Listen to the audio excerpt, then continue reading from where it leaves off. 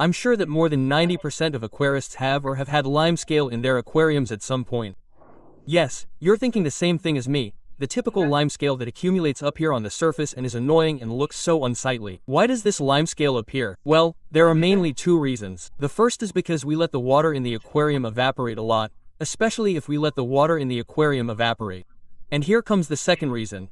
If we use very hard water, especially in Spain, in the Mediterranean area, tap water comes with a lot of limescale, a very high pH, very high hardness. And that encourages this limescale to accumulate, as I say, here on the surface. Don't worry, because in this video and with the help of only vinegar, I'm going to show you how to clean this limescale from aquariums. There are two possible cases in which we have to clean the aquarium. For example, the first case is going to be an aquarium that has been dismantled for a long time, that we have in a closet or whatever, that has not been cleaned for a long time and has the typical limescale line, or even, because not the entire aquarium, okay? I've seen photos of people who have it like this. That can be recovered, no problem. And with this trick, well, with vinegar, you can leave that aquarium as good as new. And then the second cause is to use this vinegar very carefully, as we will see in the video, in an aquarium that is set up. We are going to eliminate the ugly limescale that accumulates here on the surface of a set-up aquarium. Before starting the video, I want to tell you that the best thing is prevention. And you may ask, Raul, how do you prevent it? The water I use is the one that comes out of the tap. I have no other possibility, I have no other option. It's okay, it's very simple. For example, prevention consists of two parts. The first and the easiest. When we do maintenance on the aquarium, for example, I do it on Sundays, okay? When I do maintenance, let's take advantage of the fact that the water level has dropped a little, and with the help of a scraper, or even a card, if it's not very encrusted with limescale, we can clean the surface. We can scrape carefully, so as not to scratch the glass and prevent it from accumulating excessively, which would then cause problems, because I'm going to talk about that now. I was going to say it later, but I'll say it now. If we let the limescale accumulate for a long time, the limescale reacts with the glass and eventually that part becomes opaque and there's nothing to remove it. That's the aquarium, right? It's ready to throw away, but it's ugly. You can't get rid of that. That's why we have to prevent it. And as I said, the first option when doing maintenance would be to scrape off everything you can with a scraper. The cleaner it is, the less it will cost to clean. That's for starters.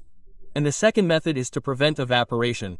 And you might say, Raul, my tank is uncovered and a lot of water evaporates, especially in the summer. Okay, I get it, but I have a solution for you too. Using an autofiller. If the water that evaporates is replaced immediately, it is replaced. What a word I just came up with. If the water that evaporates is replaced immediately, the water level always stays the same and the limescale is reduced to a minimum. That line of limescale is reduced to a minimum. How do you replace that water? Simply with an autofiller, which I have a video on my channel that I'll leave you up here where you can build your own autofiller.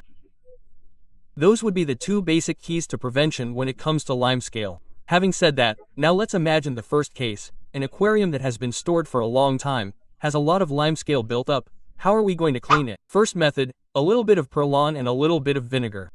It's as simple as wetting the glass with vinegar and, as you can see, it's exhausted, which is why it's important for the aquarium to be empty. And we clean it, look, especially the part up here, which is where the most limescale had accumulated, okay? Look how at first glance you can practically see that this ugly watermark has almost disappeared. Look. Compare, a few seconds ago it wasn't like this, okay? Although visually it's wet now, obviously, and it may seem clean, surely when the lime mark dries, if it's very concentrated, it could reappear. It's not as exaggerated as before, but it can reappear. So, to do this, we can take the scraper and, okay, little by little, very carefully so as not to scratch the glass, scrape to remove as much of this limescale as we can. Once it's dry, okay?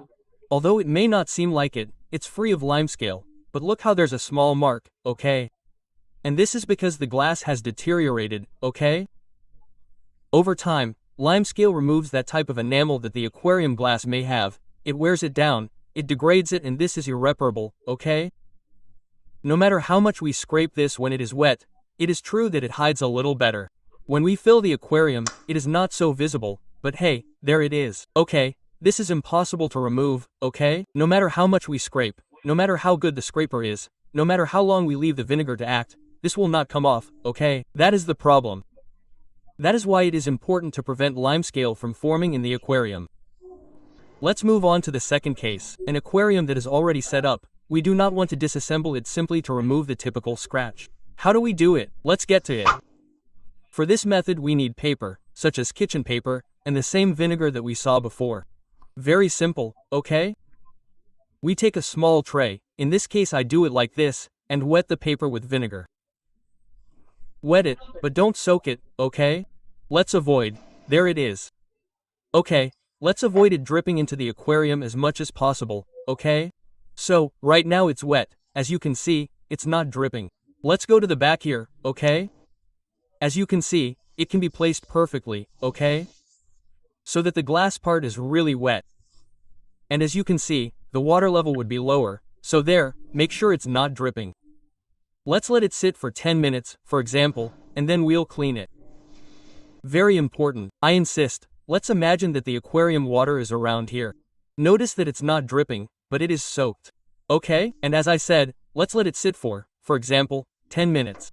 If you're wondering why we don't just use a glass of vinegar soaked in water to clean the aquarium, even though the water level is lower, it's very simple.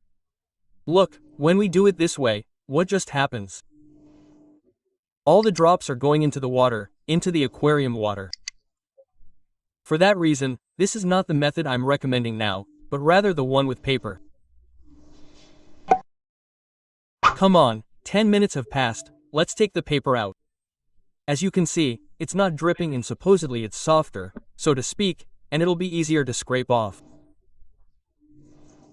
Look, with just one pass, practically in the area where we put the paper with the vinegar, it comes off the first time. For example, here in the corner where there was no paper, notice that it's harder. Even with the scraper it doesn't come off completely. Look at this line.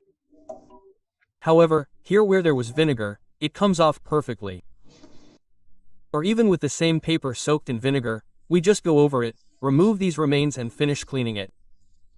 Look how perfect it is. Now, before filling the aquarium, okay, this will still have a little bit of residue. It could have vinegar residue. So, with a damp cloth, okay? Very simple. We pass it over here to remove any possible residue of limescale or vinegar. And now we can fill the aquarium. Well, as you can see, vinegar is the key. If we let it act and have patience and use the right tools, such as a scraper, we can leave an aquarium that is practically ready to throw away in a new aquarium. I'm sure there are other methods. For example, I've seen people using lemon. If you know of any other tricks that don't use vinegar, leave them in the comments because I'm sure that it will be very helpful to whoever is watching this video. You will add a lot of value to them and we will be able to help everyone. Well, that's all from my point of view. I hope it has been helpful to you. I hope it has been useful to you. If so, give it a like, subscribe if you haven't already so you don't miss anything, and until next time, bye.